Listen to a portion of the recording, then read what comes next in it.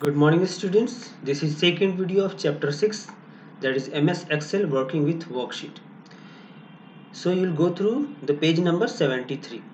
इसमें आज हम ये सीखेंगे how to insert a cell or a column or a row in a worksheet और in a सबसे पहले आपको क्या करना है, आपको जहाँ पे भी इंसर्ट करना है कॉलम रो आपने वहाँ पे क्लिक करना है। जैसे सपोज दैट मैंने यहाँ पे क्लिक किया है C4। देखिए ये कॉलम सी है और ये रो 4 है। मैंने यहाँ पे क्लिक किया है।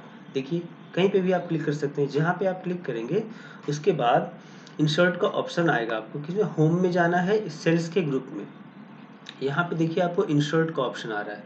इंसर्ट में इस ड्रॉप डाउन मेन्यू पे क्लिक करेंगे तो देखिए ये 4 ऑप्शंस है जो कि आप इंसर्ट कर सकते हैं। Insert cell, insert sheet row, insert sheet column, insert sheet.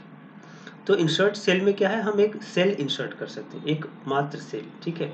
उसके बाद है इंसर्ट शीट रो में आपका पूरा का पूरा रो इंसर्ट हो जाएगा। जैसे देखिए मैंने यहाँ पे क्लिक किया हुआ है, इंसर्ट शीट रो कर रहा हूँ तो देखिए एक एक पूरा का पूरा शीट एक पूरा का पूरा रो इंसर्ट हो गया आपका यहाँ पे, ठीक है। अभी मान लीजिए हमने दोबारा से यहाँ पे क्लिक किया है इस 22 वाले पे, ये है आपका डी और ये 6, D6 है आपका। देखिए नेम बॉक्स में भी D6 दिखा रहा है। अभी हमने इंसर्ट में गया और यहाँ पे इंसर्ट शीट कॉलम किया, तो शीट में हमने क्या करना है, कॉलम इंसर्ट करना है। इसका मतलब यह है इंसर्ट शीट कॉलम मतलब शीट में कॉलम इंसर्ट करना है। हमने इस पर क्लिक किया, देखिए एक कॉलम हमारे सामने आ गया। तो इस तरह से हम रो और कॉलम इंसर्ट कर सकते हैं किसी भी एमएस एक्सेल के शीट में। इसे हम अंडू कर दे रहे हैं ताकि हम इसे वापस पहले जैसा ले आ सके। अब देखिए हमने क्या करना है, इसके बाद होम के टैब में ही इस सेल्स के ग्रुप में इंसर्ट का ऑप्शन है। हमने शीट रो शीट कॉलम कर लिया। इंसर्ट शीट में करेंगे तो एक और शीट आ जाएगा, जैसे यहाँ पे शीट 1, शीट 2, शीट 3 आता है इस तरह से। एक और है इंसर्ट सेल। यदि हमने इस 80 पे क्लिक किया हुआ है, देखिए इस पे इंसर्ट सेल पे क्लिक करेंगे तो देखिए ऑप्शंस 4 ऑप्शंस आ रहे हैं आपके पास। शिफ्ट सेल्स राइट, जो सेल्स होंगे वो राइट साइड शिफ्ट हो जाएंगे। फिर क्या है, शिफ्ट सेल्स डाउन, सेल क्या होंगे, डाउन शिफ्ट हो जाएंगे। और इंटायर रो और इंटायर कॉलम में भी हम यहाँ से भी कॉलम और रो को इंसर्ट कर सकते हैं। तो हम सबसे पहले देखते हैं फर्स्ट वाला, शिफ्ट सेल्स राइट। हमने इसको सेलेक्ट कर लिया और ओके करेंगे। जैसे ही ओके करेंगे आप देखते हैं यहाँ पे ये जो था ये इधर शिफ्ट हो गया एक सारा। यहाँ पे एक नया सेल आ गया और बाकी के जो यहाँ पे जो दोनों सेल थे वो राइट साइड शिफ्ट हो गए। अब फिर से देखिए हमने मान ली 22 को सिलेक्ट किया है, इंसर्ट में गए, इंसर्ट सेल्स में गए और हमने शिफ्ट सेल्स डाउन पे क्लिक किया हुआ है और ओके करेंगे। जैसे ही आप ओके करेंगे देखिए ये तीनों के तीनों जो सेल थे जो यहाँ से थे अभी ये डाउनवर्ड शिफ्ट हो गया और यहाँ पे एक नया सेल बन गया, ठीक है। तो इस तरह से हम शीट में कॉलम, रो या सेल इंसर्ट कर सकते हैं। स्टूडेंट्स एक दूसरा तरीका भी है, मैं पहले से अंडू कर देता हूं। अब देखिए एक दूसरा तरीका भी है, आपने कहीं पे भी कोई सेल इंसर्ट करना है तो आपने उस पर क्लिक किया और वहीं पे राइट क्लिक किया और यहाँ पे देखिए आपको इंसर्ट का एक ऑप्शन आ रहा है। जैसे ही आप राइट क्लिक करेंगे इंसर्ट का ऑप्शन आएगा। इस इंसर्ट के ऑप्शन को चूज करते हैं तो यहाँ पे फिर से वही ऑप्शन आता है, shift cells right, shift cells down, entire row and entire column. तो यहाँ पर भी सेम टू सेम जैसे हम एक सेल इंसर्ट करते थे वैसे ही आप यहाँ ये सारे ऑप्शन आता है। यदि हमने इंटायर रो कर लिया तो एक नया रो इंसर्ट हो जाएगा यहाँ पे, ठीक है। 50 के पास हमने वापस इंसर्ट किया और इसमें हमने शिफ्ट सेल्स डाउन कर दिया तो सेल डाउन शिफ्ट हो जाएगा। तो इस तरह से हम क्या कर सकते हैं, कहीं भी एक कॉलम या रो अपनी रिक्वायरमेंट के अनुसार हम इंसर्ट कर सकते हैं। स्टूडेंट्स अब हम ये सीखेंगे कि हम कोई भी कॉलम को कैसे डिलीट कर सकते हैं। स्टूडेंट्स किसी भी सेल को या कॉलम को या रो को डिलीट करने के लिए सबसे पहले आपको उसको सिलेक्ट करना पड़ता है। जैसे मान लीजिए मैंने इसको सिलेक्ट किया है ना, ये जो सीरियल नंबर 2 है इसको मैंने सिलेक्ट कर लिया। अब जैसे सिलेक्ट किया तो होम टैब में ही आपका देखिए यहाँ पे सेल्स के ग्रुप में यहाँ डिलीट का ऑप्शन आ रहा है। इस पे आप क्लिक करेंगे, ड्रॉप डाउन मेन्यू आएगा, इसमें देखिए डिलीट सेल्स, डिलीट शीट रो, डिलीट शीट कॉलम। तो हमने मान लीजिए डिलीट शीट रो सेलेक्ट किया तो जैसे शीट रो सिलेक्ट करेंगे, ये जो सेकंड कॉलम है जिसमें मूंग दाल लिखा हुआ है, ये पूरा का पूरा रो ही डिलीट हो जाएगा। आप देखिए, मैंने इसे क्लिक किया, ये पूरा का पूरा रो ही डिलीट हो गया। अब सीरियल नंबर 1 के बाद 2 नहीं होकर के 3 4 5 हो गया। इसे हमने अंडू कर दिया।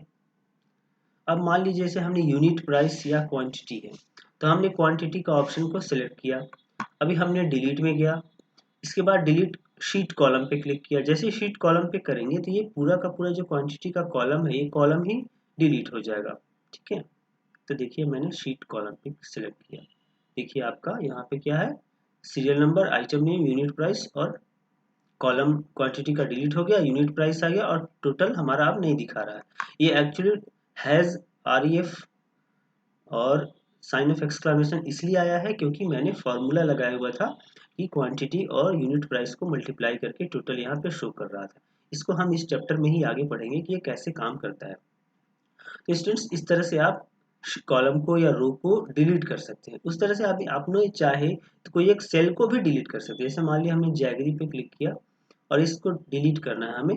ठीक है, तो डिलीट सेल को करेंगे जब हम सिलेक्ट, तो वापस उस तरह से ये ऑप्शन आएगा जैसे इंसर्ट करने में भी आ जाए, shift cells up, shift cells left, है ना।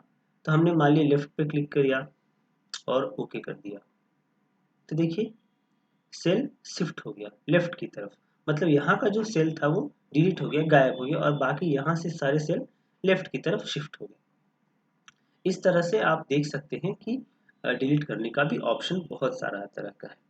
इसके बाद स्टूडेंट्स हमने ये सीखना है changing the column width.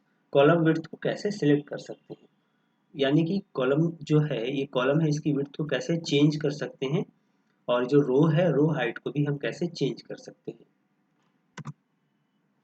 Students, column width को सिलेक्ट करने के दो ऑप्शंस हैं, दो मेथड हैं। फर्स्ट मेथड है माउस का यूज करके। जैसे देखिए, आपने यहाँ पे देख सकते हैं जो QTY क्वांटिटी है, इसमें कॉलम की जो विड्थ है ये इतनी ही है। यदि हमने इसे ज़्यादा करना है तो क्या करना है, C और D के बीच में हमें इस माउस को ले जाना है। जैसे ही माउस को हम ले जाते हैं तो ये डबल हेडेड एरो आ जाएगा। देखिए अभी माउस का पॉइंटर चेंज हो गया, यहाँ पे ऐसे है, पर जब C और D के बीच में जाता है तो ये डबल हेडेड एरो हो गया, दोनों साइड एरो है। अभी हमने यहाँ पे लेफ्ट क्लिक करना है और ड्रैग कर देना है लेफ्ट या राइट। देखिए कॉलम विड्थ चेंज हो गया। अब C का जो कॉलम विड्थ है ये इतना ज़्यादा हो गया। उस तरह से मान लीजिए सीरियल नंबर SL है, इसका चेंज करना है तो A और B के बीच में हमने माउस को रखना है ऐसे। जैसे ही डबल हेडेड एरो आया, क्लिक किया, ड्रैग कर दिया, देखिए आपने चेंज हो गया ये। ठीक है, इस तरह से हम क्या कर सकते हैं, कॉलम विड्थ को चेंज कर सकते हैं। दूसरा ऑप्शन क्या है, आपने इस पे क्लिक कर दिया, ई पे, जिस भी कॉलम को आपको विड्थ को चेंज करना है उसको उस कॉलम पे, जैसे ABCD है उस पे चेंज करना है, सेल पे नहीं, यहाँ इस ई पे जाके क्लिक कर दिया उस कॉलम पे ही, और होम टैब में सेल्स के ग्रुप में ही आना है। यहाँ पे आपको फॉर्मेट का ऑप्शन दिख रहा है, फॉर्मेट का ऑप्शन पे क्लिक करेंगे, ड्रॉप डाउन मेन्यू खुलेगा। इसमें देखिए कॉलम विड्थ का ऑप्शन है, कॉलम विड्थ पे क्लिक करेंगे और automatic auto fit column width है। तो हम पहले ऊपर वाला देखते हैं, कॉलम विड्थ एज, मैंने इस पे क्लिक किया, अभी देखिए क्या है, कॉलम विड्थ 8.09 आ रहा है। अब इसे कम या ज़्यादा कर सकते हैं, मान ली मैंने इसे 10 कर दिया और ओके कर दिया, तो विड्थ ज़्यादा हो जाएगा। देखिए विड्थ ज़्यादा हो गया। यदि इसे कम करना है, मान लीजिए आप स्टार्टिंग में कर रहे हैं, आपको ऑप्शन पता नहीं चल रहा है कितना करना है, कम या ज़्यादा, मान लीजिए इसे 5 कर दिया, तो देखिए कॉलम विड्थ कितना कम हो गया। इस तरह से आप इसे कॉलम विड्थ को एडजस्ट कर सकते हैं। ठीक ऐसे ही हम रो हाइट को भी एडजस्ट कर सकते हैं। इसमें एक और ऑप्शन दिया हुआ है स्टूडेंट्स, फॉर्मेट के ग्रुप में ही, ऑटो फिट कॉलम विड्थ। इसके सेलेक्ट करने के लिए क्या करना है, आपको सारे कॉलम्स को ऐसे माउस को यहाँ रखना है, ए के पास सेलेक्ट करना है, ऐसे सारे कॉलम सिलेक्टेड हो गए। इसके बाद फॉर्मेट में जाना है, कॉलम विड्थ में ऑटो फिट कॉलम विड्थ है, इस पर जैसे ही आप क्लिक करेंगे देखिए ये कंप्यूटर खुद से डिसाइड किया कि कॉलम विड्थ किसके लिए कितना होना चाहिए। यदि सीरियल है SL, इसका इसमें 1 2 3 लिखा है, इसका कॉलम विड्थ सबसे कम हो गया, फिर QTY यूनिट प्राइस, देखिए इस तरह से कंप्यूटर ने इसको एडजस्ट कर दिया। अब हम ये सीखेंगे कि कैसे हम रो हाइट को एडजस्ट कर सकते हैं। रो हाइट को भी एडजस्ट करने के लिए सबसे पहले आपको क्या करना है, किसी भी एक रो को ऐसे सिलेक्ट करना है। जैसे मान लीजिए ये रो नंबर 4, 1 2 3 4 को हमने सिलेक्ट किया, यहाँ पर हमने गया वापस होम टैब में सेल्स के रूप में फॉर्मेट में, यहाँ रो हाइट पे क्लिक किया, रो हाइट देखिए 18.5 है।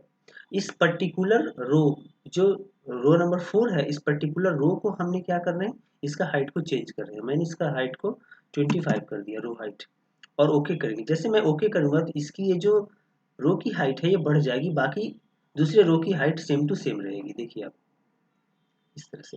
अभी ये क्या है, इसकी रो हाइट ज़्यादा हो गई, इसकी कम है। तो इस तरह से हम रो हाइट चेंज कर सकते हैं जिस भी का चाहें।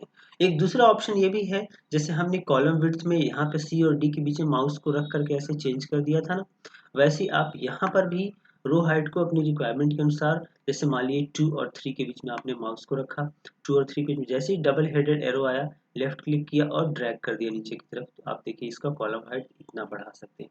जितनी चाहे उतनी आप रिक्वायरमेंट के अनुसार एडजस्ट कर सकते हैं।